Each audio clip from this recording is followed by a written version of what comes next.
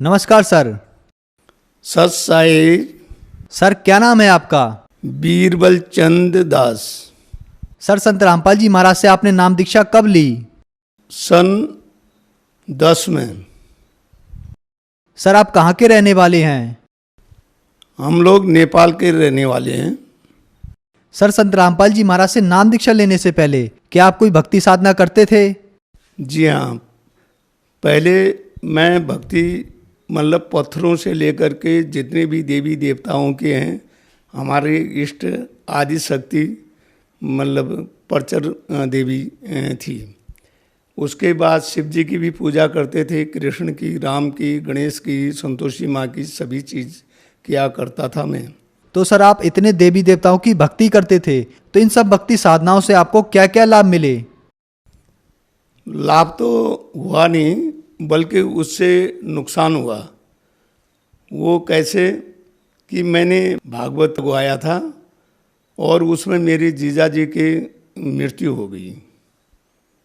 भागवत के मतलब 6-7 दिन चलने के बाद, जिसमें कि लाखों रुपए दूर दूर के आदमी आए, मेरे जीजा जी भी आए और मेरी दीदी भी आई, तो उसमें फ़ायदा नहीं हुआ कि जैसे वहाँ पे चल रखा था प्रवचन और हम लोग मतलब 15-16 दिन से मतलब उपवास व्रत था और जीजा जी भी आए और एक अध्याय सुनने के बाद उनके पेट में दर्द हो गया और उसके बाद उनकी मैंने घर भेज दिया।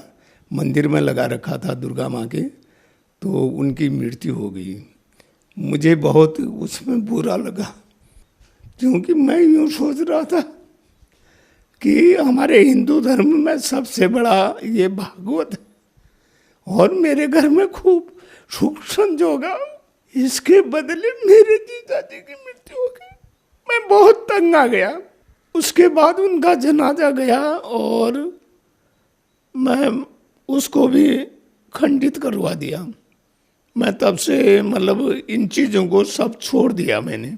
कहीं से मुझे मतलब शांति नहीं हुई है। मैं पहले से ही भक्ति भावना में ये विचार रखता था कि सबसे बड़ी चीज़ हिंदू धर्म में यही राम कृष्ण और दुर्गा माँ, शिव जी, और मैं चित्रकार भी था। मैं सोचता था कि यही हमारे लिए सबसे बड़ी चीज़ें हैं। मुझे मिर्गी के दौरे पड़ते थे।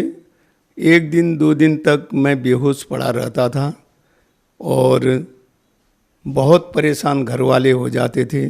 जगह जगह देवी देवताओं के और देखने वाले ये जंतर मंत्रों के पास जाया करते थे, कहीं से मुझे आराम नहीं मिला। इसके अलावा जानवरों का मर जाना और इसके अलावा पैसों की क्षति होना, अन्य चीज़ों में घाटा ही घाटा, बिजनेस किया उसमें घाटा ही घाटा रहा, फ़ायदा कहीं नहीं रहा। 5-5, 6-6 लाख रुपए का नुकसान हुआ। कहीं से भी मैं चैन से नहीं रह पाया, बहुत परेशानी होगी। देवी देवताओं के भक्ति करते करते मैं यहाँ तक कि छोटे कैलाश तक पहुँचा और वहाँ से मानसरोवर जाने का भी मैंने 8 किलोमीटर तिब्बत तक पहुँचा, जा नहीं पाया। बहुत परेशानी हो गई और इतना धन खर्च हो गया जिससे कि बहुत ही जीवन में मैं बहुत परेशान हो गया। कोई भी कार्य करूं उसमें सफलता प्राप्त न हो, घाटा ही घाटा हो। काफ़ी लगाने के बाद भी उससे मुझे कोई फायदा नहीं हुआ। तो सर आप देवी देवताओं की भक्ति करते करते बहुत दुखी हो गए, फिर नेपाल के वासी होने के बावजूद भारत में इतनी दूर संत रामपाल जी महाराज की शरण में आप कैसे आए?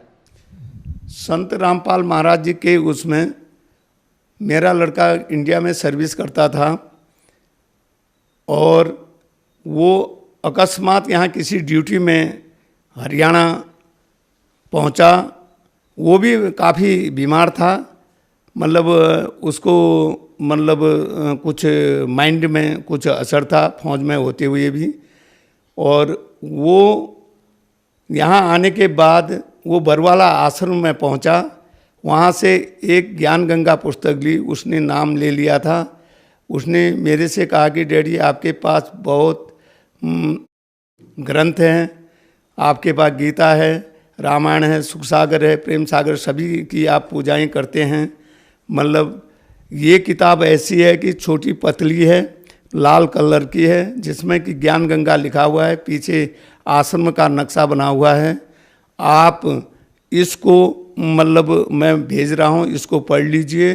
पढ़ने के बाद ओम तत्सत का सांकेतिक भावार्थ क्या है इसमें लिखा हुआ है, वो गुरुजी ही मतलब रामपाल महाराज जी से ही आपको उसके विषय में जानकारी होगी। मैं तो इतना ही आपको बताता हूँ। आप मतलब जो कृपालु महाराज के उसमें लगे हुए हैं, 6 साल से ढोलक तबला बजा रहे हैं, और इससे आपको कोई फ़ायदा नहीं होगा। आपका जितना भी इसमें लग रहे हो खाली पैसों का बर्बाद हो रहा है और कोई फ़ायदा नहीं हो रहा है। आप मेरा कहना मानते हैं तो आप लग जाइए। उसी के वजह से 2010 में बरवाला आश्रम में गया, संत रामपाल महाराज जी से नाम दीक्षा लिया। तो सर, संत रामपाल जी महाराज से जब आपने नाम दीक्षा ली, क्या उससे आपको कोई लाभ भी मिले?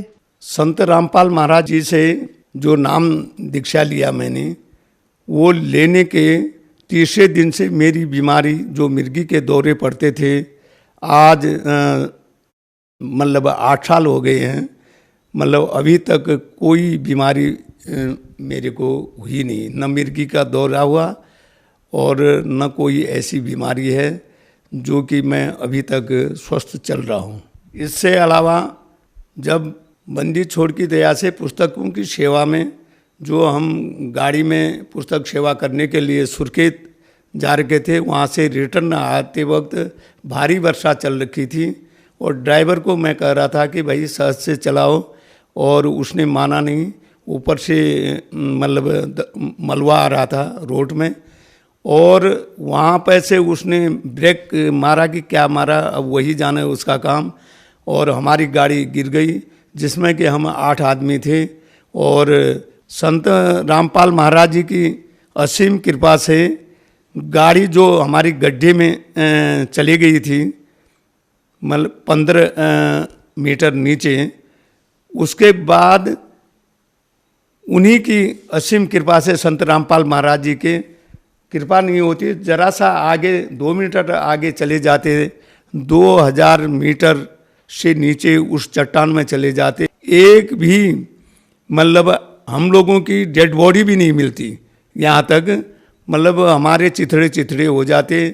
सर, संत रामपाल जी महाराज की शरण में आने के बाद आपको बहुत लाभ मिले, तो जो श्रद्धालु आज आपको देख रहे हैं, आप उन्हें क्या संदेश देना चाहोगे?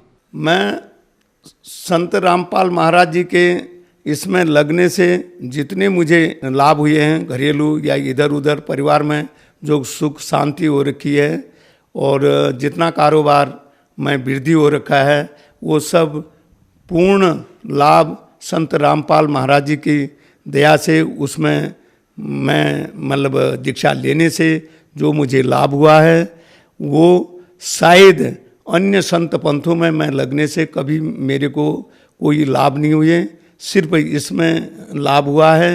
मैं सभी से, पूरे जगत से ये प्रार्थना करना चाहता हूँ कि बरवाला में संत रामपाल महाराज जी पूर्ण परमात्मा के रूप में आए हुए हैं।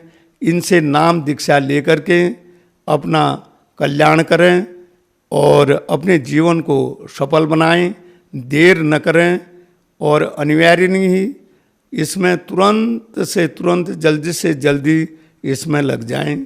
सत साई। धन्यवाद सर। सत साई।